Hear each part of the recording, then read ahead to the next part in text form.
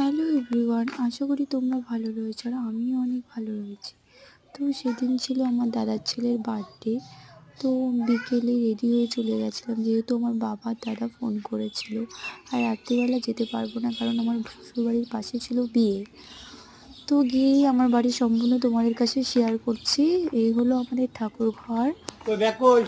আর কি বলো তো, সব মেয়ের ভাগ্য হয় না যে মানে স্বামীর টাকায় মা বাবাকে হেল্প করা। আর এটা আমিও চাই না, আর আমার মা বাবা কোনোদিনও চায় না। আমার মা বাবা সবসময় বলে, কেন মাংস কি যে তুমি আমার বানাবা? ভান্ডারে যা রয়েছে তোরা তা খেয়েই যাবি, কোনোদিনও বাজার করে নিয়ে আসবি না।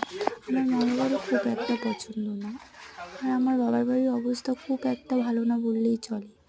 আর তাও এটা আমার কাছে রাজপ্রাসাদ ছিল।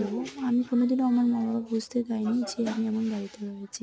আমার কাছে সবসময় মনে হতো যে আমি রাজরানী হয়ে রাজপ্রাসাদে রয়েছি। তো এটা আমার কাছে অনেক। তো ভিডিও করতে করতে হলো তোমাদের কাছে নিজেকেও একটু শেয়ার করলাম। কমেন্ট করে জানাবে কেমন লাগছে। এই ছিল আমাদের এই আমার বৌদি। এটা হলো আমাদের কিচেন রুম। কিচেন রুম থেকে বেরিয়ে সোজাই গেটেই রয়েছে বাথরুম। তো চলো সব কিছুই তোমাদের আস্তে আস্তে শেয়ার করব। এই হলো আমাদের বাথরুম। তারপর সম্পূর্ণ সব কিছু শেয়ার করে বসে গেছি আড্ডা দিতে। এই জায়গায় রয়েছে আমার মা শুয়ে আমার দাদার ছেলের সাথে খেলছে।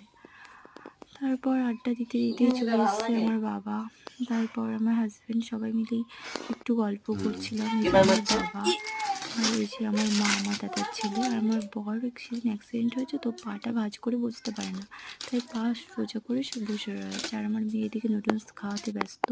তো তোমরা যদি সাপোর্ট করো, তোমাদের সাপোর্টেই সব কিছু সম্ভব। তো আমাকে একটু সাবস্ক্রাইব করো তোমরা।